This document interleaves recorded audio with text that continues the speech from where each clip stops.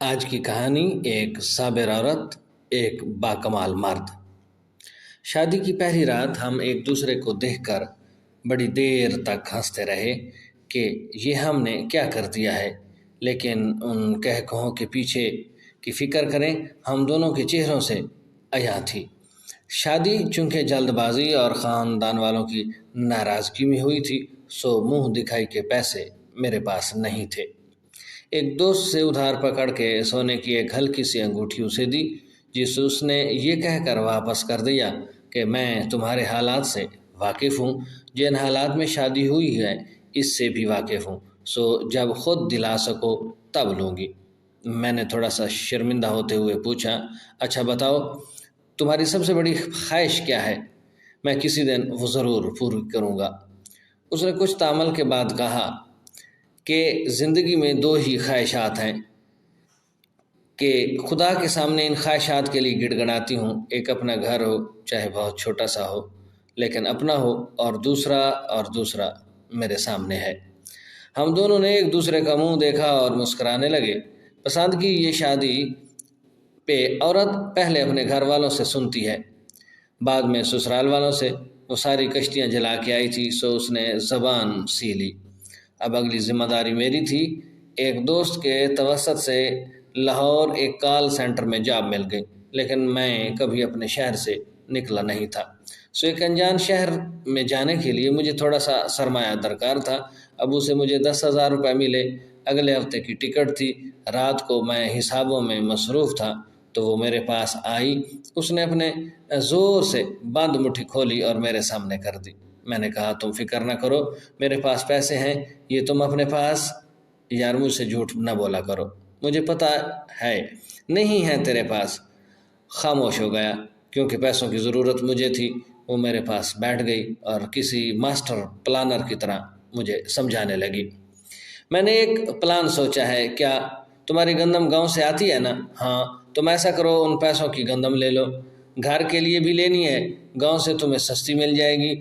میری ایک دوست ہے، اس سے بات کی ہے میں نے، اس کو ضرورت ہے، تم یہاں سے اٹھا کے وہاں دے دینا، کچھ پیسے بچ جائیں گے۔ وہ بڑی ایکسائٹمنٹ سے مجھے ایک بزنس پلان سمجھا رہی تھی۔ میں اس کی معصومیت پہ مسکرایا، لیکن پلان برا نہیں تھا۔ پلان کامیاب رہا۔ یہ پلان ہم نے گھر والوں سے مخفی رکھا۔ پیسے لے کے جب میں گھر آیا تو رات کو ہم چھوٹے بچوں کی طرح پیسے گن رہے تھے، جیسے بچہ غلہ توڑنے کے بعد ان کی گنتی کرتا ہے، حتیٰ کہ ان کو پورا حساب ہوتا ہے۔ ہمیں فی من 350 کے حساب سے 6,300 روپے منافع ہوا۔ یہ ہمارا پہلا کامیاب بزنس تھا۔ 2,000 میں نے اس کے منع کرنے کے باوجود اس کے ہاتھ پہ رکھے، کیونکہ اصولی طور پر یہ اس کی کمائی تھی۔ اگلے ہفتے میں اسے چھوڑ کر لاہور نکل گیا۔ لاہور میرے لیے انجان تھا۔ کچھ دن دوست کے گھر رہا، بعد میں جب اپنے رہائش ڈھونڈنی پڑی تو دال روٹی کا بھاؤ پتہ چلنے لگا۔ رہائش اور ماہانہ خرچوں کا حساب لگایا تو یہ میری سوچ سے تھوڑا زیادہ تھا۔ پیچھے میری ایک منتظر بیوی بھی تھی اور ایک تنخواہ میں مجھے میرا گزارا ہوتا مشکل نظر آ رہا تھا۔ پتہ نہیں یہ اس کی محبت تھی یا احساس ذمہ داری۔ میں نے بھی تہیہ کیا کہ کچھ نہ کچھ تو ضرور کروں گا۔ اس نے اگر میرے بھروسے سے سب کو چھوڑا ہے تو اس کا بھروسہ نہیں ٹوٹنے دے سکتا۔ میں نے اپنے کال سینٹر کے قریب کام ڈھونڈنا شروع کیا۔ اتفاق سے وہاں ایک ریسٹورینٹ میں مجھے نوکری مل گئی۔ ہوتا اب یہ تھا کہ صبح 7 سے 5 بجے تک میں کال سینٹر ہوتا، وہاں سے آ کے سو جاتا اور رات 12 بجے سے صبح 6 بجے نائٹ شفٹ ریسٹورینٹ پہ کام کرتا۔ وہاں سے مجھے 2 وقت کا کھانا مل جاتا، جس سے میرا کافی خرچہ بچ جاتا تھا۔ کال سینٹر کی تنخواہ 15,000 تھی، جو کمیشن ملا کے 25-26 بن جاتا تھا، اور ریستوران والے مجھے 8,000 دیتے تھے۔ اس اضافی کام کا میں نے گھر نہیں بتایا تھا، ورنہ میری بیوی مجھے یہ کام کبھی نہ کرنے دیتی۔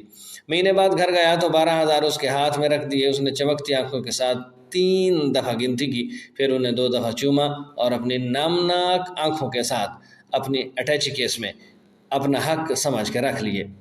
اس کی وہ خوشی میرے لیے کائنات کی سب سے محبوب شے تھی۔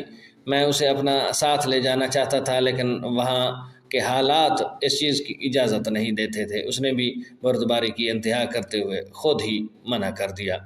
اس کی دعائیں تھیں یا اس کا رزق۔ 2 ماہ میں مجھے ایک فرم میں نوکری مل گئی۔ یہاں میری تنخواہ 40,000 تھی، جو میری سوچ اور ضروریات کے حساب سے کافی زیادہ تھی۔ محنت کی عادت تو مجھے پہلے ہی تھی، سو فارغ وقت میں نے ایک پیکنگ کمپنی میں نائٹ شفٹ پہ نوکری کر لی۔ یہ کام ریستوران سے کافی بہتر اور صاف ستھرا تھا اور تنخواہ بھی مناسب تھی۔ اس نوکری کا میں نے اسے نہیں بتایا، اس کو سرپرائز دوں گا۔ اس دفعہ میں 2 ماہ بعد گھر گیا، اس کی سالگرہ تھی اور گھر والوں کے سامنے ہم انتہا کے میچنے تھے۔ ان کو کچھ نہیں بتاتے تھے۔ سالگرہ پر ایک چھوٹا سا کیک ہم 7 لوگوں میں تقسیم ہوا۔ رات کو ہم جب کمرے میں اکیلے ہوئے تو اسے ایک ڈبہ پکڑا دیا۔ اس نے خوشی سے حیرت سے الٹ پلٹ کر دیکھا اور پوچھا کیا ہے اس میں؟ خود ہی دیکھ لو۔ او اچھا، میرے پاس بھی کچھ ہے، میں نے حیرت سے پوچھا۔ واقعی کیا؟ اس نے اٹیچی کیس کے ساتھ سے ایک چھوٹا سا ڈبہ نکال کے مجھے دیا۔ پہلے اس نے اپنا ڈبہ کھولا تو خوشی کے مارے اس کی ہلکی سی چیخ نکل گئی۔ یہ ایک اینڈرائڈ سمارٹ فون تھا۔ اس کو فوٹوگرافی اور برانڈز سرچ کرنے کا خواب تھا، جس کو وہ دوستوں کے موبائل سے کبھی کبھار پورا کر لیتی تھی۔ اس نے جلدی اسے نکالا، آن کیا اور کہا لیٹس ٹیک اے سیلفی، اور یہ ہماری ایک ساتھ پہلی باقاعدہ فوٹو تھی۔ اب میری باری تھی۔ میں نے گفٹ کھولنا شروع کیا۔ یہ ایک جی شاک کی ایکسپورٹ واچ تھی۔ اسے میری خواہشات کا بخوبی علم تھا۔ یہ کافی مہنگی تھی، جس کی میں نے زندگی میں ہمیشہ بس خواہش کی تھی۔ اس کے پیسے اس نے اپنے خرچ میں سے کیسے بچائے تھے وہ میری سمجھ سے باہر تھا۔ اس کے تحفے کے آگے میرا تحفہ شرمندہ ہو رہا تھا۔ اس رات ہم نے اپنے تحائف کو خوب انجوائے کیا۔ عورتیں گھرداری کے معاملے میں بہت دور اندیش ہوتی ہیں۔ وہ اپنے ہم سفر کے ساتھ بچوں کے نام، حتیٰ کہ ہونے والے گھر کے پردوں اور چادروں کے بھی ڈیزائن تک شادی سے پہلے سوچ لیتی ہیں۔ ہم نے شادی کی پہلی رات یہ وعدہ کیا کہ اولاد کی طرف تب جائیں گے جب ہم ان کو خود سے بہتر زندگی دے سکیں گے۔ ہماری اگلی کوشش اپنے گھر کے لیے تھی، جس کے لیے ہم دونوں ایک دوسرے سے چھپ کر کوشش کر رہے تھے۔ اس نے بھی ایک پرائیویٹ اسکول آکسفورڈ میں ٹیچنگ شروع کر دی اور گھر میں بھی کچھ بچے پڑھنے آ جاتے تھے۔ گھر میں اس معاملے کو لے کے کبھی کبھار گرما گرمی بھی ہو جاتی کہ بہنیں جوان ہو رہی ہیں، ان کا تمہیں خیال نہیں۔ گو کہ میں گھر میں تھوڑا خرچہ دے دیتا ہوں، لیکن ساس بہو کی وہی ازلی لڑائی کہ سارا خرچہ ہمارے ہاتھ میں ہو۔ نہیں، اس حوالے سے کبھی گھر میں بحث نہیں کی۔ وہ اپنی تنخواہ کا زیادہ حصہ خود ہی امی کو دے دیتی۔ اس کا بھی ہم نے حل ایسے نکالا کہ ایک دن میں گھر آیا ہوا تھا۔ میں نے پلان کے مطابق جان بوجھ کے اس بات پہ خوب لڑائی کی کہ خرچہ گھر نہیں دے گی۔ وہ جوان ہے، نئی بیاہی ہے، سو اس کی اپنی بھی کچھ ضروریات ہیں۔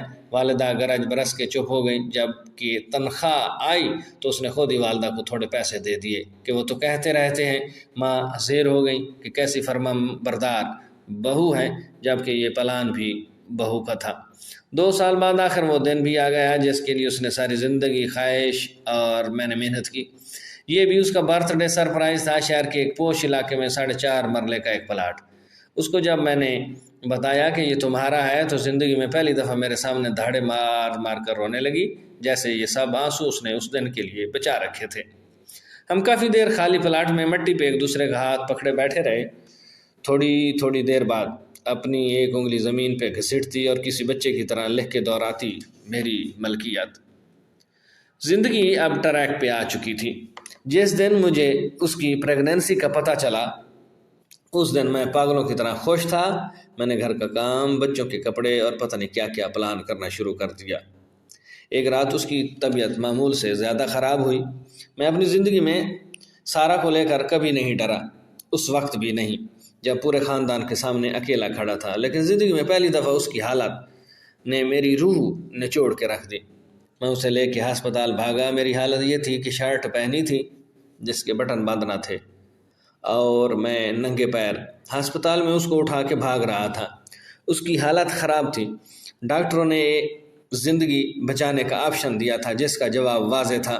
میں وارڈ کے باہر فرش پہ گھٹنوں کے بل بیٹھا اللہ تعالیٰ سے اس کی زندگی کی بھیک مانگ رہا تھا، لیکن خدا کو کچھ اور ہی منظور تھا۔ اس نے اس کے لیے بہتر گھر چن رکھا تھا۔ وہ ایک بیٹی کا تحفہ دے کے مجھے دغا دے گئی۔